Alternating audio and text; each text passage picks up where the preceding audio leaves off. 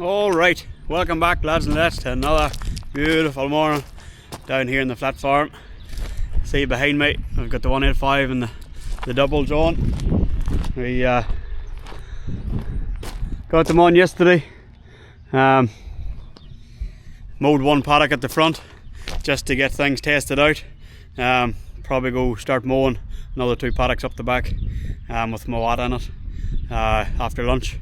And yeah, I have a few tweaking to do. She's just not set up properly the way I like it. For some reason the GPS just wasn't at the proper width for the mowers. Don't know why, because nothing's really changed since last year, but yeah, we'll try and figure it out. And then yeah, I think I need to lift the back mower up a bit on the arms.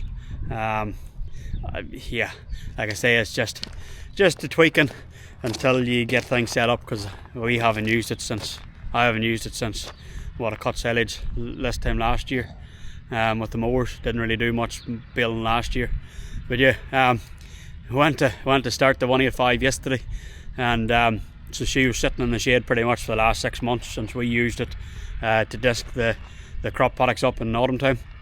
Sat in the shade for 6 months, didn't really move, hasn't really moved. Went to start yesterday, she was dead as a dodo. Yeah, some reason there's current drawn out of the battery. I think it's for the breathing of the tractor, for updating and stuff like that. But yeah, just obviously over time she's just she's drained the battery out. That's 3rd time, 4th time maybe she's done that. This is the longest she's sat since she's done it, but before that she sat for a month and she was dead as a dodo when we needed it for cropping last spring. So yeah, but we got her going. Weren't really going to mow until after lunch anyway yesterday, but at least we figured that out in the morning time before we actually desperately needed it. But yeah, basically going to go Baler hooked on the 140, and I'll take you over there, and yeah, we're going to get the knives in and get her greased up and stuff like that. So yeah, so in the shed, got the Baler on the 140. Yes, I know the loader's on. Basically it's only got one job to do and I've just hooked it on just to run it, just to make sure she's going, because yeah, we only did 50 bales last year, so we didn't get it serviced over winter because I didn't really see the point in it. And yeah, hoping to do a few more this year, but we'll see. But yeah, basically it's not going to stay on this. I'm going to take it off today, put the rake on the 140. The small 5115 has spraying, Bossman's away spraying on it, so we don't really want to take the sprayer off to put the rake on, so we'll just do it on this here. And I think once, I basically said to him as well, once I get these other 2 paddocks mowed to the 185, the mowers are going to come off it, because we're going to put the power harrow on it for cropping in a few weeks time. So basically I was thinking, well, instead of taking the rake on and off this here to put the baler on and off for the 2 jobs, because they're going to be baled in 2 different days, I'll just put the baler on the 185. She fits. I've had it on there at my place to do a steep paddock. We've set it up so we can use both tractors if I need to, and yeah, at least it saves taking on and off machinery. Not that it's too hard to do, but it's just pester. But yeah, basically haven't really done much with it this year.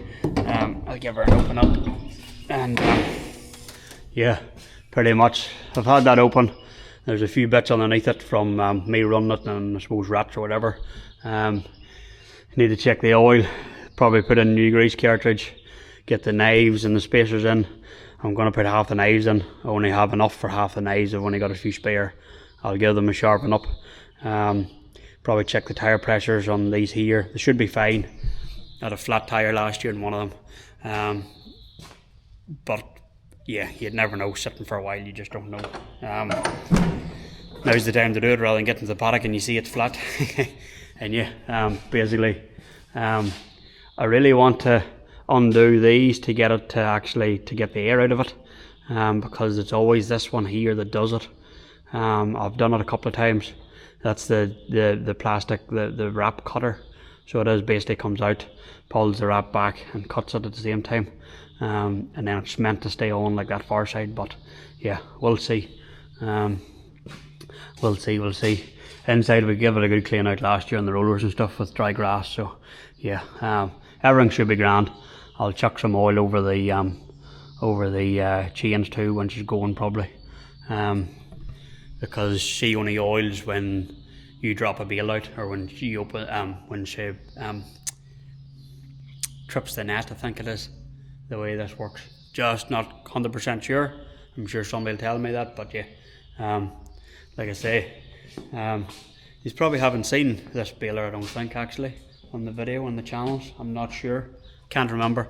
I have got footage of us getting this with a demo. The 185 was still on order, and we wanted the bigger tractor for the mowers because we had bought the front mowers, so we got a demo 7R250, I think it was, 230 maybe it was. Got footage of all that. It's all on the laptop. Just need to sit down and get it done. There's a few teething problems. I'm sure you'll enjoy it, and I'll probably bring it out this year if I can, if I can sit down and get it. The one of them, I don't want to spoil it on you, but the wrapping ring came off on me because there was a half bale left on it in there, and I had to get it out somehow. I was finished baling, last job to bale. I wasn't going to bale for another 2 weeks or 3 weeks after that, so half bale in there. Thought there was enough to wrap it, or to net it in at least, but nah, came out again. Was just big enough to drop in between these here two rollers, so dropped it down, and of course instead of going over, she went right down into there and popped the ring off because she was on automatic, and this was starting to go around, and popped it off the bottoms, or one of the bottoms, I think it was, can't remember, one of the bottom rollers. So yeah, that was fun getting it on. Thought a strap would actually do it, but there's that much tension on the top rollers, because that's how there's tension down. I snapped a strap or two. You live and learn. But yeah, I've got the footage, should be okay, but I'll try and get it out in springtime, should be good. But yeah, we'll get into sharpening the knives. Probably won't bore you with that stuff, getting it in there, bit of a 2-3 hour job sometimes, and then basically give her a bit of a tickle up in the grease, check the oils, and then basically she'll be ready to come off, to grease the shaft, and then basically get the rake out, greased it up, check it, run it, and then that should be job should be a good one, hopefully. Would help if I grabbed the grinder. Forgot to bring my wee steppy stool workbench, sawhorse, and that's the name. Oh, boys are out in the helicopter load today, but yeah, gonna grind them up on here because steppy stool's handy because it's at the right height, but she'll do the job. Like I say, I sharpened them last year. She only did 50 bales. She shouldn't be too blunt, so she should be pretty easy to grind up. I was actually meant to bring. No, I didn't bring it. I wanted to bring my wire wheel for the grinder too, just to buff up the take the rust off it and stuff, so that it doesn't stick. Because it did. I generally do that too every year. Just means that the grass just doesn't sort of glides over it a bit better. But live and learn, I suppose. Live and learn. But yeah, they are knives. I'm nearly sure you're meant to do this side of them. My memory gets me, rather than this side. It's all straighter than that side. So yeah, it is a bit of a pain to try and do that side. So anyway, I'll try and set these up, do a couple, see some spark grinding. Hopefully I don't set any dry grass alight, or oil or diesel. I haven't done it yet, but there's always a high chance of it. And yeah, we'll get them back in now.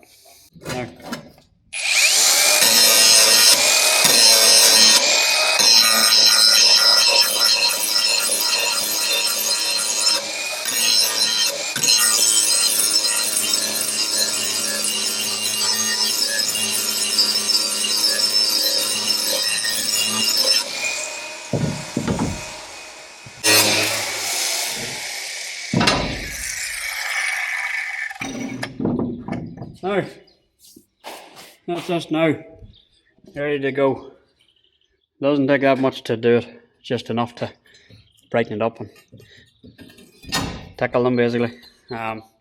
generally if you're hitting big stones with a mower, you'll hear it, and I generally hop out and get them so they're not actually going through there. Plus with half the knives in, you've got a bit of a gap in between for stones to kind of go through, but it doesn't always happen. But yeah, now the fun part begins, and get dirty and get underneath. That's not too bad. It's generally harder to get them out than what it is to get them in, because they're kind of rusted in. There's a magnet in there that holds them down in there. You'll see a round part. There's a magnet, and then there's a lock that goes up into there that slides it up and down. Sometimes to get it off the magnet can be the fun part, but it's more the spacers aren't a problem. It's generally the knives that are the fun part. But you know, we'll keep at it, get it going, and yeah, basically get these in, give her a wee bit of an oil up, and then should be good to go. Now we're in the dungeon. Nah, only joking. We're only in underneath the baler. But yeah, your knives and spacers go in here, and then this is a drop floor, they call it. So that'll rise up against here. So the knives go actually in between some of these. You can see the sort of spaces. And it's fed through, it's cut when it's fed through. There you can get 23 knives in. But so far with the plantain clover, we don't really need it. I have thought of it for my stuff on the ryegrass, but we'll see. Anyway, we'll start building it together, and then that'll be another piece to the jigsaw. So I'll try and set these up somewhere. Yeah, basically just oh, these are down too. Bugger, that needs to be up. I need to start the tractor up. The boys that push those up and down is down, not up. So I need to actually put them up so I can slide them in, otherwise it won't work. Be back soon. Oh, I'm getting too old for this crap. Even though I'm only 34. Yeah. Should have checked that just through on how to go on, but oh well. Live and learn. There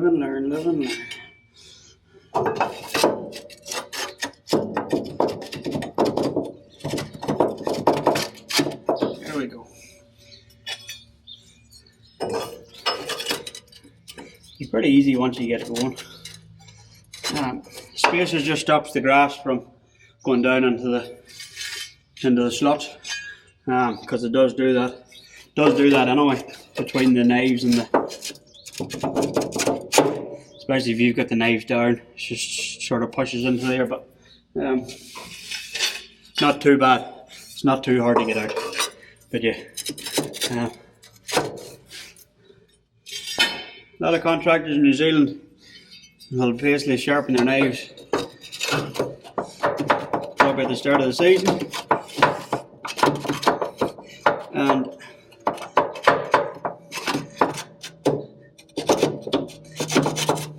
they might only put about a quarter of them in. That's what we found, hence why we've got our own gear. Because it slows them down too much. Like whenever I've got the knives in, it slows me down about a K1/2 on medium sword, you could say. Well, if I didn't have the knives in, I did do it in one. Did do it in one of the crops. I don't know why. I think it was just because it was toppings and I didn't. Yeah, basically could go nearly 2k more quicker. But yeah, that's basically what it is. If I know I hit something, this would do me the whole season, sharpening it. Having them sharpened, unless I know I've hit something. I will check them every so often if I'm doing a lot of stuff. But like I say, last year only did 50, so I didn't have to sharpen them much. The year before that I did 800 and something, so I basically did one batch, sharpened them after that. after every few paddocks or whatever. It's not hard to do. I just tackled them nearly in here, so I did. It's a bit harder, but see us pulling them out. Yeah, like I say, contractors generally do it just to start of the season, maybe not even. A lot of dairy farmers don't put knives in, because the cows will eat it, while we're aiming for silage for sheep, and they don't like long grass, they don't like stocky grass, so we follow for the quality rather than the quantity. The shorter and yummier it is, the better it is for them. Better they eat it as well. The cows will eat it no matter what, so hence why I want the knives in. But yeah, basically that's the width there. What is it? 4 inches, 3 inches, 4 inches in between. So yeah, basically keep going along, and yeah, we will catch you when I get to crawl out of this dungeon. And remember, when you crawl out of the dungeon, the most important rule is lock your knives in, because yeah, you can forget very quickly. I have before, but that was before I started baling. I'm going to get out of here, which was lucky enough, because I remembered I'm going to get this tire out of the road too, because he's in the road. Yeah, remembered because I checked it before I started baling. Otherwise, yeah, you'd be digging out knives and spacers out of a bale, and unless you know which one it is, it can be a pain. I have heard stories like that before, so you always make sure that you lock your knives in. And the lock's on the magnets, so, and of course if they're not in properly, they don't go up properly, because it is meant to go a lot easier than that. Yeah, I might have to crawl underneath again and see what score is. There we go, locked and loaded, ready to go. One of the spacers was riding up, so it's stopping it from locking in, but yeah, she locks in through there where the magnet is. While, where is it? Can you see it? It's always there. You can see the flaps is. That's where it lifts the knives up and down and in and out, or whatever you want to call it. But yeah, had a spare spacer. Obviously I've done it differently this year. Now the time consuming parts to wind this in to stop these from rattling around. Yeah, and we'll check the oil. It's a bit deceiving, that oil, because you think the line's down there because it's just, I don't know, dirty or something, but it's actually up there, I think. hopefully it's up at the top. Yeah, it's not too bad. As things going well, it's quite easy. It's more knowing what to do when things go wrong in the paddock is the biggest thing. Had the boss man in with me last year, sitting to see what to do, because he wanted to learn it, and it was quite easy, because you just go around the paddock basically, tip them off, keep going, tip them off, make another bale. He was like, "Oh, this is quite easy, isn't it?" And then I was asking why I was swerving up and down the rows, because they weren't, it was a light crop, so it was, and he couldn't understand that. And then basically he was like, "Oh, it's not too hard to work, I could do this." And I was like, "Yeah, but it's knowing what to do when you get into problems, the biggest thing." And that's where it gets a lot of boys. I was like, you can carry on if you want, but if you get into trouble, you're on your own, because you think it's so easy. Yeah, no, he didn't take over that, so he didn't. But like I say, it's not too hard to work. It's just, I find it quite relaxing doing it. But when things are going well, compared to the baler, I've got footage of whenever we borrowed a neighbour's baler. I still got to do that. Now that was fun. Between the rake, the baler was just a bad combo. Bad baling. Thick crops, but yeah, never again. Hence why we got the daddy of them all, which is the McC-TheUlsterKiwi. Yeah. Well, I'll get that video up sometime too for you. Hopefully it'll be good. But yeah, the rake broke. It was no rake broke, and then the baler kept. They're just the wrapping module. It was taking like 5 minutes to wrap a bale. And like 30 seconds to make a bale. So that was a long night. There was 2 nights that I did to 2 o'clock in the morning, I'm nearly sure, 3 o'clock in the morning. And then I was shearing the next day, or shears were coming the next day, so I was up at 6 again to get sheep ready for them. It's amazing what the body can do when you're lacking sleep. It's probably why I'm half the battle of what's going on now, maybe, I don't know. They won't tell me that, because they don't know themselves. But anyway, that's enough talking. We'll run her up. There's a few grease nipples to do. I'll actually check this now when I'm here, because if I can get it undone, oh, she's tight. It might be a 2-man job, right? We'll check the oil then, because I can do that with one hand, I hope. Oh yeah, plenty of oil there. You can set the oil for different flow rates, so as you'd say. So you put in more oil on, less oil on, depending on, you know, what you're doing. I generally have it on the higher rate, especially if it's a light crop, because she's not, like, the change of running, and she's not getting oiled for, say, 1 or 2 rows, especially whenever I was baling toppings. If I'm a thick crop, I'll cut her down because there's no need to do it that high.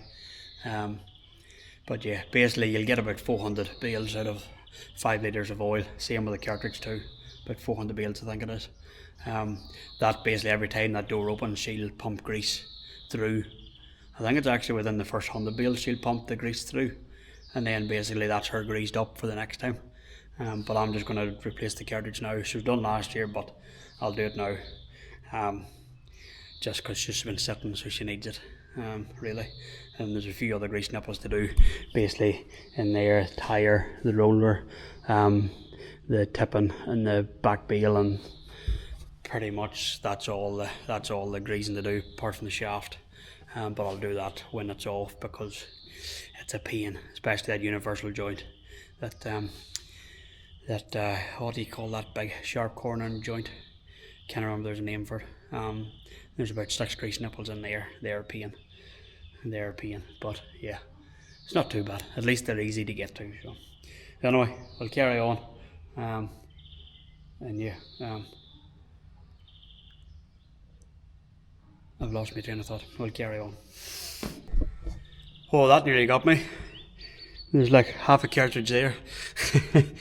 And just as she unscrewed, she decided to pop out. Oh, I nearly lost a lot of grease there. Only quick thinking, I just pulled that back a bit more. I hadn't pulled her back because I was expecting it to be empty, but she ain't empty. But that's okay. That'll do the baling then for now, and I'll change it probably after we do this 3 paddocks, and should be good to go. That could have been a mess. Ooh, the things of yeah. What did you say? Not doing enough bailage last year, probably. Should have known. All right, now in the big jammy, got the rake on, the 140. I know the loader's on. I don't like doing groundwork with loaders, but it's basically going to be raking tomorrow, 1 paddock, 2 paddocks Saturday, and then the rake's coming off, and the soft hands will be going on that because the wee tractor's got the sprayer on it, if you can see it over there. And yeah, saves taking the sprayer off and getting the loader on, taking the front weights off that one, so it's just easy. Save a bit of hassle. Plus that loader is a pain in the ass to get on again sometimes. Don't know why. It's the only loader that's a pain, but anyway, what can you do? She's a cracking day, hey. She's sitting, let me see, in my big screen, because you know it's all got all the mod cons here. 16.5 degrees outside. There you go. High tech stuff. Anyway, I'm gonna foot there with the GPS to get it set up properly. I had to change the size, overall size of the 2 mowers yesterday just to get it to go in line. Don't know why, because it worked fine this last 2 years, but it's well above my pay grade because yeah.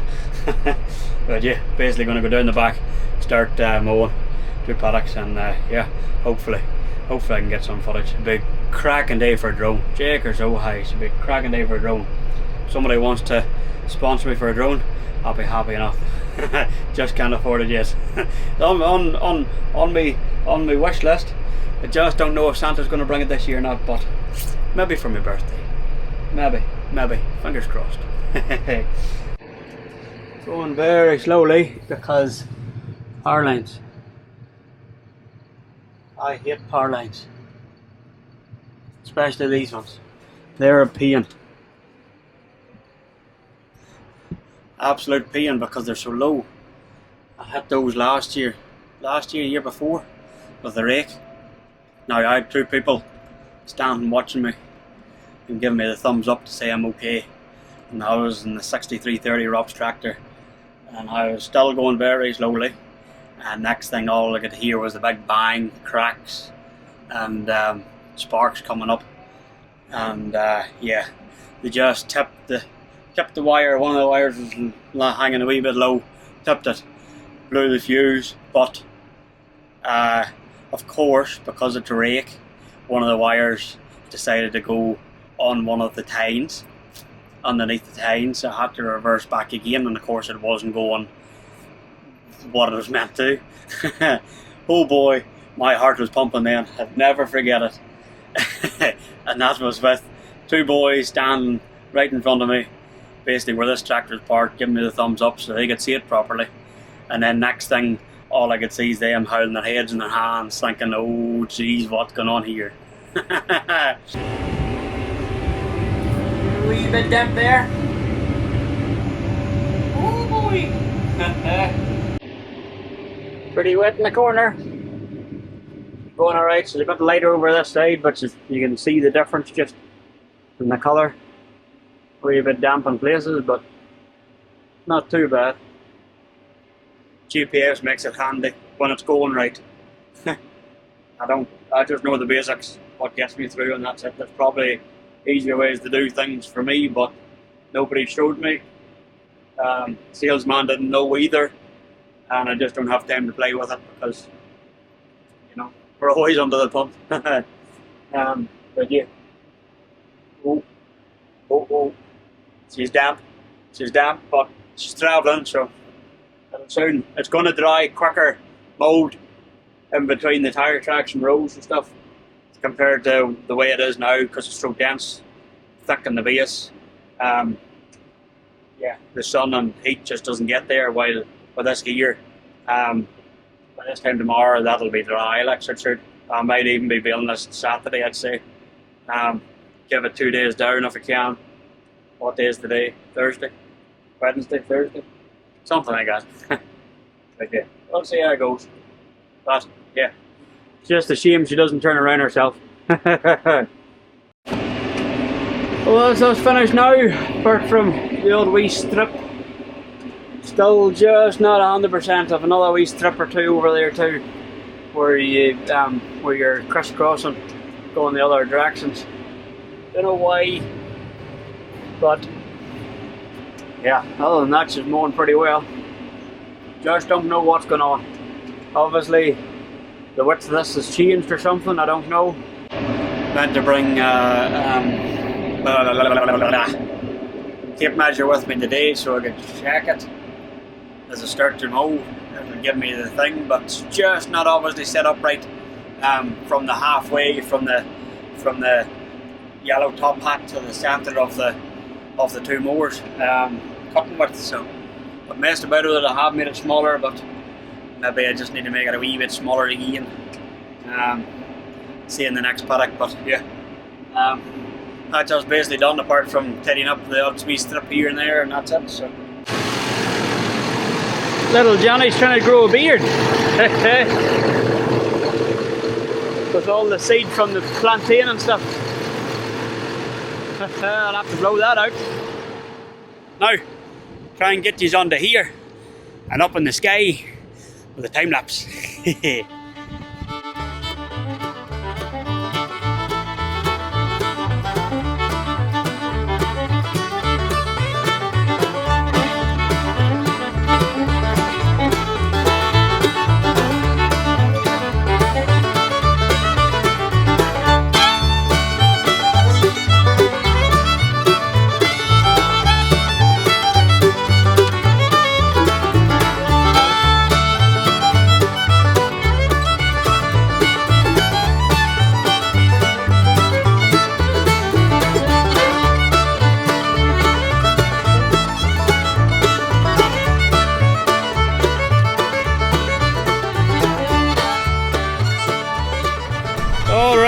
that's us now.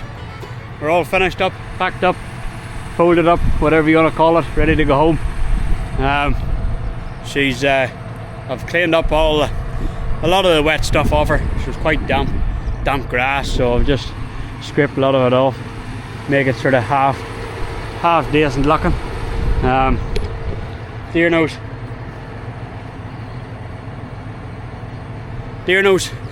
how long the mowers are gonna sit in the shade before we'll use her next. But yeah, we'll take them off tomorrow, put the baler on, and then ready to mow, or ready to bale. Get the boss man on the rake, set that up for him on the 140. She's ready to go, just need to set the arms, make sure she's raking properly, and then yeah, all been well. Quite a heavy crop on this one. Didn't realise it was heavy as that. A lot drier that paddock compared to the other one too, but yeah, we'll let these sit for this afternoon, and then what is now 3:30, so let her sit the rest of the day and tomorrow and rake up and bale on Saturday. She should be not too bad then. Mowata holds a lot of moisture. It's quite a broad, thick leaf, so yeah, takes a bit of drying if you want to. But nah, we'll keep going, head on, go pick the wee lassie up, and yeah, we'll leave it here and we'll pick it up tomorrow again. But yeah, hopefully you enjoy this. Thanks for watching. Don't forget to like, subscribe, comment, whatever, all that good stuff. Hopefully we'll get these videos going more regularly now when things start to settle down at home, and hopefully I can keep going as well. And yeah, we'll get some of the old footage that I was talking about earlier on their way as well, of when we got the mowers and the baler and the demo tractor and stuff like that, and then borrowing the neighbour's one too. We'll put that out first, maybe a good Christmas one. Anyway, thanks for watching. We'll catch you in the next one.